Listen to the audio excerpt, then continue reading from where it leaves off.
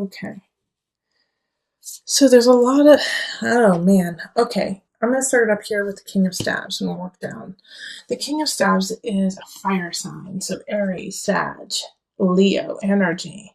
And they're in the upright, so they're here to help you out. And I actually, since they're linked to this lovers here, I feel like some of you guys may be starting out a romantic relationship with a fire sign.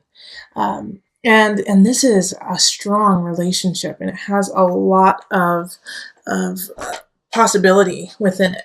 All right, so that's really awesome.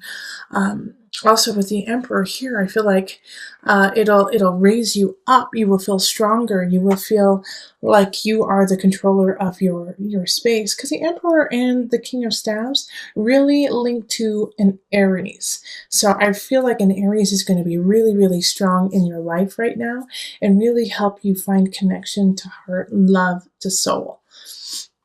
However, you have to get over the situation, and you are on the up and up of this Five of Pentacles in reverse. Okay, so this is saying that you are finally starting to feel yourself, you're starting to feel abundant again, and you're starting to come back out into the world and learn your lesson of how to walk your dreams. The world here is showing up, and it's linked to the Five of Pentacles. We'll get to the Knight of Cups in just a minute and the Ten of Staves. But having that there is like, okay, yeah, I've done the work, and I'm starting to see what I need to. I'm starting to see my path and what I need to do to get there. But the only way you're really going to get there is choosing between all of the choices you have. And you've got a lot to choose from. And you got a lot in the air right now, Libra, and you can't carry it all forward. What do you want to keep, and what are you going to let go? Wheel of Fortune here is like you know what you need to let go of, and you know what you need to hold on to. All right, Wheel of Fortune is an astute instinct. It's really being clear, and it's also luck, and it's happiness and joy. It's let's spread what you have. Now, while you start to realize this and be like, okay, you know what? I really want to move forward with this person, with this project, and I got to let go of these three things, you'll start to feel lighter, and you'll start to feel better and stronger and more focused on what you have ahead of you. As soon as that happens, though, that also, like when you have that focus, tests are going to come in, and this Knight of Cups is coming in to test you. And it's a water sign, so it's going to be a Cancer, Scorpio, Pisces. And they're coming in to test your conviction. And I also feel like you're going to have to let go of some people, and you're going to probably have to let go of this Knight of Cups and this King of Swords up here.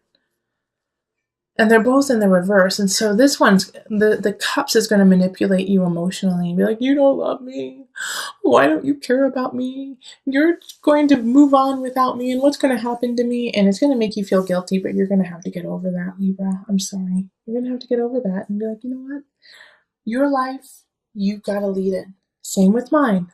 I care about you, and I want to see you at your best, but right now you are at your worst. And that doesn't mean that I'm going to sink to that level either. Okay?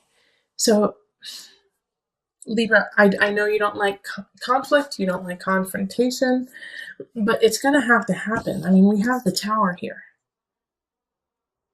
So if you don't confront what needs to be taken care of, this Knight of Cups, this person who's trying to bring you down, this King of Swords, who has already brought you down in October and is willing to run you over to get what they want. If you don't let those energies go, your world could come crumbling down. And you're just starting to get out of it. You're just starting to get out of that haze. And it's like, the Tower is crumbling you down because we have the Eight of Cups. You still got some things to learn, sweet pea. You still got some things to take care of. And it's good. It's good. They want you to learn more because they know that you're capable of being a stronger human, a better person. But I do like also that we have the Lovers here and the Emperor. You know, having those two next to each other is really sublime love and really strong with Aries. Really, really strong. And I mean, King of Staves. Yeah, Lovers. Lovers is actually a Gemini card. King of Staves and the Emperor Aries cards. But you'll be able to communicate with this person. You'll be able to feel at home with them, which you haven't felt in a while. It feels like, but you're still going to have to let go of some situations to carry on. And as soon as you let go of those, people are going to come out of the woodwork and try to hold you down. Okay, so let's call on the Mother Wisdom deck for some added guidance.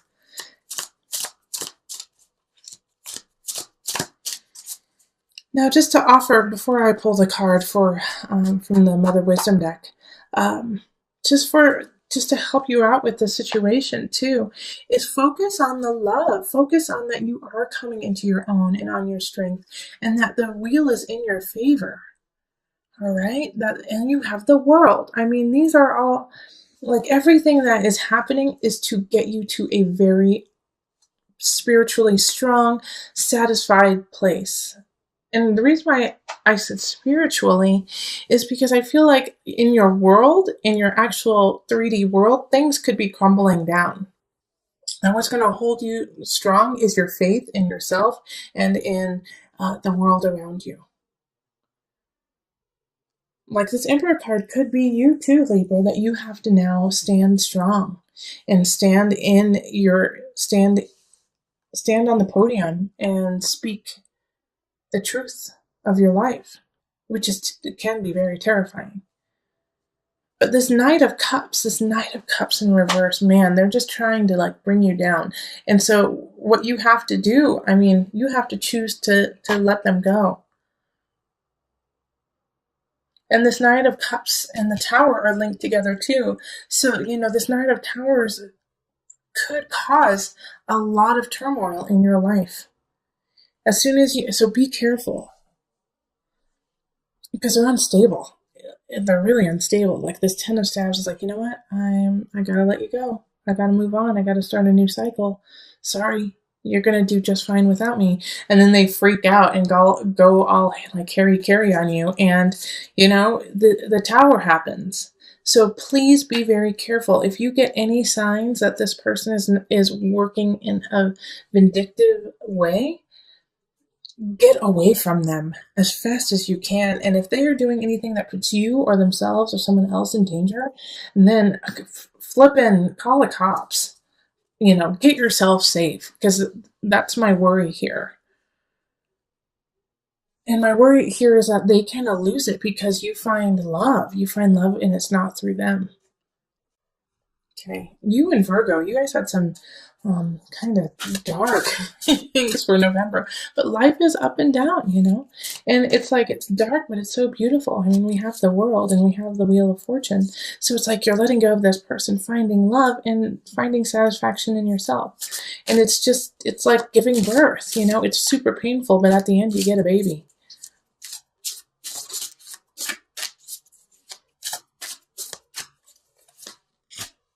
Okay, River, surrender. Oh, that's perfect.